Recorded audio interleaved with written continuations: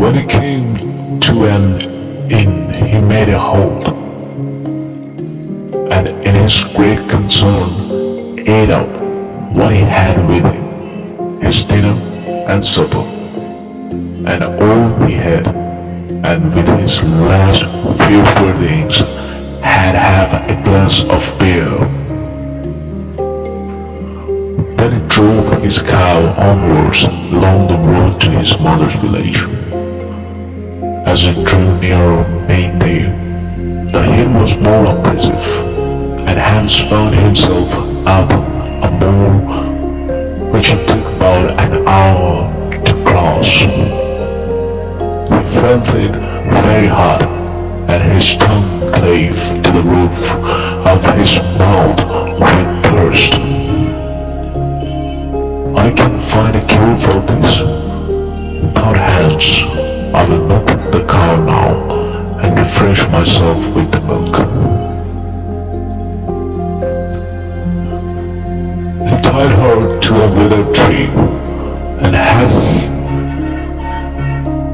he had no pail, he pulled his leather cane underneath, but try as he would, not a drop of milk came.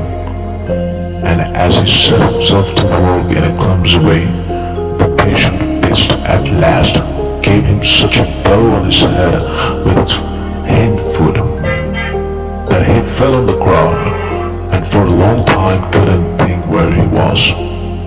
By good fortune, a butcher just then came along the road with a wheelbarrow in which lay a young pig. "What sort of a trick is this?" cried he, and held the good Hans up. Hans told him what had happened. The butcher gave him his flask and said, "Take a drink and refresh yourself. The cow will certainly give no milk. It is an old beast. At the best, it is only fit for the cow or for the butcher." "Well, well," said Hans, as he stroked his hair down on his head. "Who would have thought it? Certainly it is a fine thing when one can kill a beast like that at home.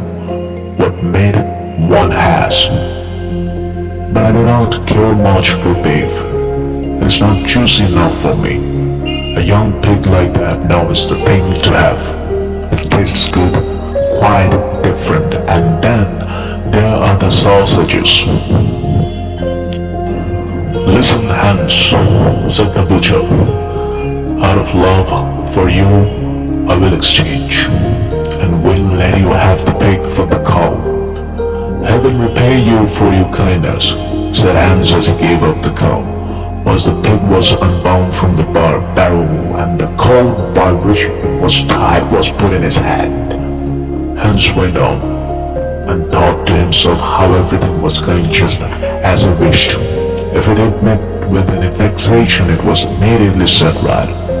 Presently, there joined him a lad who was carrying a fine white goose under his arm. They said good morning to each other, and Hans began to tell of his good luck, and how he had always made such good bargains. The boy told him that he was taking the goose to a christening feast. "Just lift her," added he, and laid hold of her by the wings. "How heavy she is! She has been fed and up for the last 8 weeks. Whoever has a bit of her when she is roasted will have to wipe the fat from both sides of its mouth." "Yes," said Hans, as he weighed her in one hand. "She is a good weight, but my pig is no bad one." Meanwhile, the lad looked suspiciously from one side to the other and shook his head. "Look here," he said at length, "it may not be all right with your pig. In the village through which I passed, the mayor himself, had just had one stolen out of its thigh. I fear that you have got hold of it there. They have sent out some people, and it would be a bad business if they caught you with the pig. At the very least, you would be shut up in a dark hole."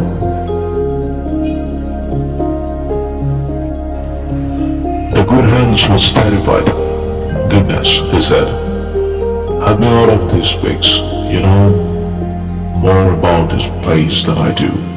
Take my pig and leave me your goose." "I shall risk something at the game," answered the lad. "But I will not be the cause of your getting into trouble." So he took the coal in his hand and drove away the pig quickly along a bypath. The good Hans, free from care, went homewards with the goose under his arm. "When I think over it properly," said he to himself, "I have even gained by the exchange. First, there is the good roast meat, then the quantity of fat which will drip from it, and which will give me dripping for my bread for a quarter of a year, and lastly the beautiful white feathers. I will have my pillow stuffed with them, and then indeed I shall go to sleep without rocking. How glad my mother will be." As going through the last village, there stood a Caesar's grinder with his barrow as his well-word. He sang, "I sharpen Caesars and quickly grind. My coat blows out in the wine behind." Hans stood still and looked at it. At last he spoke to him and said, "All's well with you, as you are so merry with your grinding." "Yes," answered the Caesar's grinder. "The trade has a golden foundation. A real grinder is a man who, as often as he puts his hand into his pocket, finds gold in it. But where did you buy that fine goose?" "I didn't buy it, but exchanged my pig for it." "And the pig?" "That I got for the cow." "And the cow?" "I took that instead of the horse." "And the horse?" "For that I gave a lump of gold as big as my head." "And the gold?" "Well, that was my wages for 7 years of service." "You have known how to look after yourself each time," said the grinder. "If you can only get on so far as to hear the money jingle in your pocket whenever you stand up, you will have made your fortune." "How shall I manage that?" said Hans. "You must be a grinder as I am. Nothing particular is wanted for it, but a grindstone. The rest finds itself. I have one here, this certainly a little worn, but you need not give me anything for it but your goose. Will you do it?" "How can you ask?" answered Hans. "I shall be the luckiest fellow on earth. If I have money whenever I put my hand in my pocket, why should I ever worry again?" And he handed him the goose and received the grindstone in exchange. "Now," said the grinder, as he took up an ordinary heavy stone that lay by him, "here is a strong stone for you into the bargain. You can hammer well upon it and straighten your old nails. Take it with you and keep it carefully."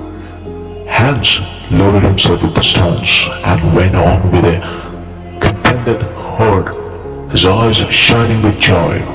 "I must have been born with a coal," he cried. "Every time one happens to me just as if I were a Sunday child." Meanwhile, as he had been on his legs since daybreak, he began to feel tired. Hunger also tormented him, for in his joy at the bargain by which he got the cow, he had eaten up all his store of food at once. At last, he could only go on with great trouble, and was forced to stop every minute. The stones, too, weighed him down dreadfully, that he couldn't help thinking how nice it would be if he hadn't to carry them just then. He crept like a snail to a well in a field, and there he thought that he would rest and refresh himself with a cold draught of water. But in order that he might not injure the stones in sitting down, he laid them carefully by his side on the edge of the elm. Then he sat down on it and was to stoop and drink, when he met a slip, pushed against the stones, and both of them fell into the water. When Hans saw them with his own eyes sinking to the bottom, He jumped for joy, and then knelt down, and with tears in his eyes, thanked God for having shown him this favor also, and delivered him in so good a way, and without his having any need to reproach himself from those heavy stones which had been the only things that troubled him. There is no man under the sun so fortunate as I, he cried out. With a light heart and free from every burden, he now ran on until he was with his mother at home.